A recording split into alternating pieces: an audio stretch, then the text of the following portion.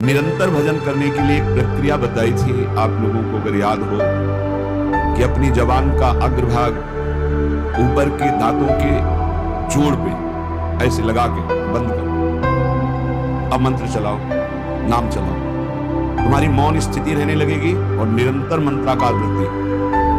पर ये अभ्यास से होगा, एक दिन में नहीं हो जाएगा। देखो, ऊपर के जो दांत हैं उनके जोड़ में ऊपर मसूड़ों के पास अपनी जिह्वा का अग्रभाग मोड़ कर लगाइए और ओठ बंद कर लीजिए। फिर नाम चलाइए। हवा जो श्वास बार बार आ जा रही उसकी ठसक में नाम मंत्र को उच्चारण कीजिए, जैसे भौरा गुनगुनाता है अंदर से। चल रहा, इसको थोड़ा और जब ऊपर तालु के कर देते थे, इसे खेचरी मुद्रा कहते हैं। इससे जो रस निकलता है वो बहुत पवित्र होता है, अंतःकरण को बहुत शीघ्र निष्पाप कर देता है। अरे विषय पुरुष नहीं कर सकता, उब जाएगा थोड़ी देर में। अगर ये प्रक्रिया बनी रही तो आपको बोलने की हिम्मत नहीं रहेगी। कोई बात करेगा तो जहर जैसा लगेगा कि मंत्र छूट जाएगा अगर इससे बात करेंगे। प्रारंभिक दशा में बहुत निरंतर भजन करने के लिए ये प्रक्रिया हमारे काम आई पूर्व में। ये बहुत काम, तभी हमसे पूछा जाता था, तुम हमारे वाणी है, तुम बोल लेते हो? ऐसी स्थिति में रहते थे। आप वृंदावन में जिस आश्रम में रहते थे, 8 महीना हो गए होंगे किसी से राधे श्याम नहीं बोले थे। तो उन्होंने एक दिन कहा, महात्मा तुम बोल लेते हो, हमारी जबान है? तो हम कहा जी ना, किसी से आप राधे राधे नहीं करते, जरूरत नहीं। जब राधे से राधे राधे हो रही तो राधे राधे क्या? अच्छा, क्योंकि अब वो जो जिस स्थिति में वही की बात समझेगा, आगे का तो समझेगा नहीं। आप अगर ये अभ्यास पकड़ लें तो निरंतर भजन करने की वृत्ति में पहला मौन और दूसरा निसंकल्प स्थिति जागरण कर देगा। और जो आपके अंदर अधिक मात्रा में रस निकलेगा जबान के नीचे से, इस प्रक्रिया से निकलता है। और ऊपर कर ले खेचरी मुद्रा में तो अमृत जैसा रस निकलता है, बहुत दिव्यता आती है। भूख प्यास पर विजय प्राप्त करने की सामर्थ्य इसी रस से आती है। ये यौगिक क्रिया है। ऐसे करके ये मुद्रा शांत, आंख खुली है बंद, मंत्र चल रहा है। जो आप कर सकते हो, आप लोग किए, मंत्र चला रहे हैं, एकांत में इस क्रिया को करके देखना। भजन क्रिया जाने तब शब्द अर्थ पहचाने। ये आप साधारण मत समझना, जो आपको नाम मिला है, मंत्र मिला है, इसका अर्थ प्रकाशित होता है। इष्ट देव, जैसे जैसे आपका मंत्र चलेगा, आपके हृदय में द्रवण क्रिया होगी। उस द्रवण क्रिया में सबसे बड़ी सावधानी है कि किसी से प्रियता ना होने पावे, नहीं हटा नहीं पाओगे। द्रवण क्रिया में यदि किसी से प्रियता हो गई तो छाप लग जाएगी, हृदय द्रवित होता है मंत्र जपने से, ध्यान रखना। उस समय किसी से भी अपनापन ना होने पावे। किसी से अपनापन हुआ तो इतने जोर का होगा कि उसे मिटाने के लिए फिर और डट के भजन करना पड़ेगा। हृदय में जब द्रवण क्रिया हो, ऐसा बावरापन चढ़े तो उसे बिल्कुल बाहरी उदासी रखना चाहिए। किसी से प्रियता नहीं तो सीधे इष्टाकार वृत्ति होती है, सारे अनर्थों का नाश हो जाता है। जो पाप कराने वाली प्रवृत्ति है, वासना और जो पाप, दोनों का बोले होई अनर्थ निवृत्ति। जब साधु संग हुआ तो साधु संग से, गुरुजनों के प्रताप से भजन करने की पद्धति पता चली, कैसे भजन निरंतर किया जाता है। उससे हमारे हृदय में भजन का अर्थ प्रकट हुआ। उस अर्थ से सारे अनर्थ की निवृत्ति हो गई, पाप प्रवृत्ति, पाप इनका नाश हो गया। तो बोले होई अनर्थ निवृत्ति। और जहां अनर्थ निवृत्ति हुई तो ज्ञान विज्ञान बखाने, अंदर ज्ञान जागृत हो, विज्ञान, जो ज्ञान हुआ उसका अनुभव हो गया उसे।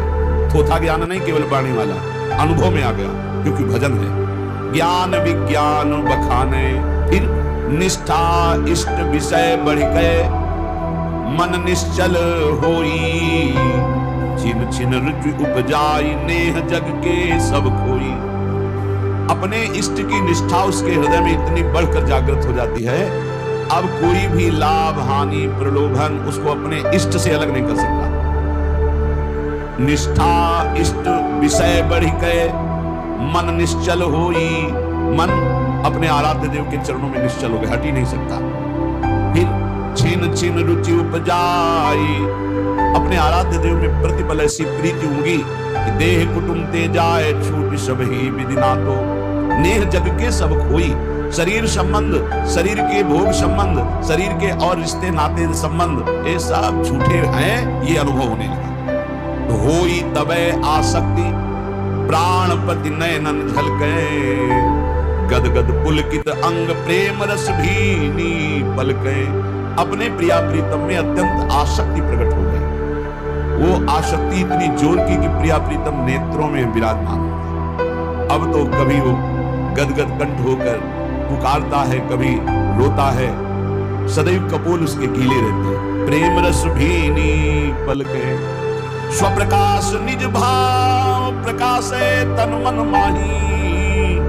प्रेमी प्रेम निकेत प्रेम परसी पर छाही। जी भी प्रिया प्रीतम का साक्षात्कार हुआ कि उसे अपने सहचरी बपू का दर्शन प्राप्ति हो गई। स्वप्रकाश निज भाव प्रकाशे तन मन। सहचरी भाव का मन मिल गया, सहचरी भाव का तन मिल गया, सहचरी भाव मिल गया। भाव देह और भाव मन दोनों की प्राप्ति हो गई।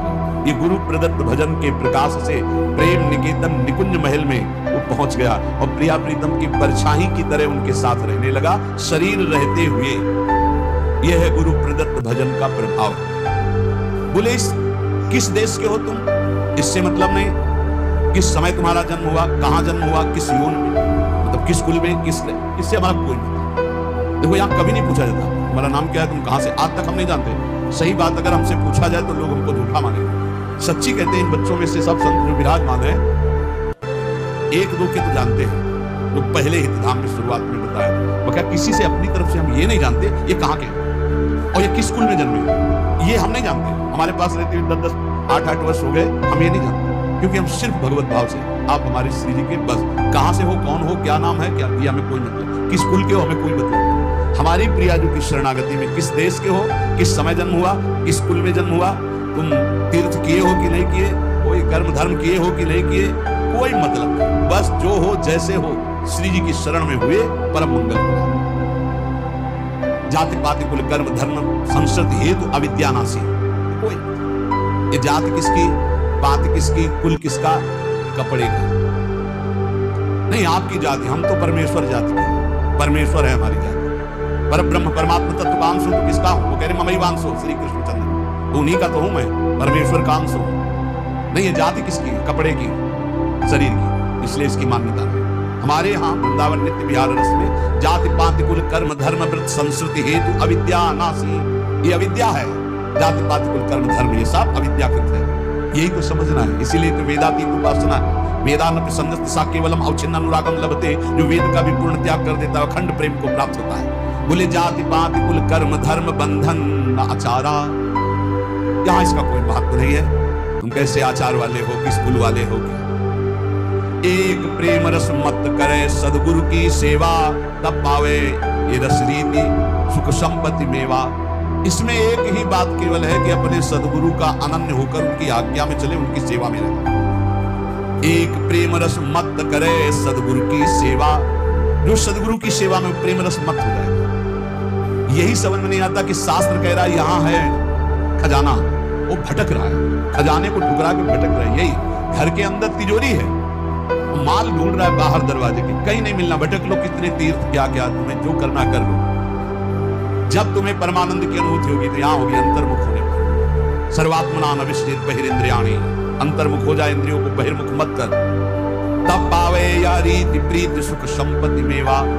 ये जो परमानंद में प्रेम में प्रियालाल का सुख है ये तभी पाएगा जब सदगुरु की आज्ञा उनकी सेवा में रहे। मनन मानसिक करे रैन दिन प्रेम अभंगा, ऐसे उपासक का मन प्रियालाल की मानसिक सेवा में प्रवेश पा जाता है। अभंग प्रेम नित्य धर्मिन संग, तो रंग बढ़त नित नित सरस, और नित नित प्रेम अभंग, यह जो कृपा हरिवंश।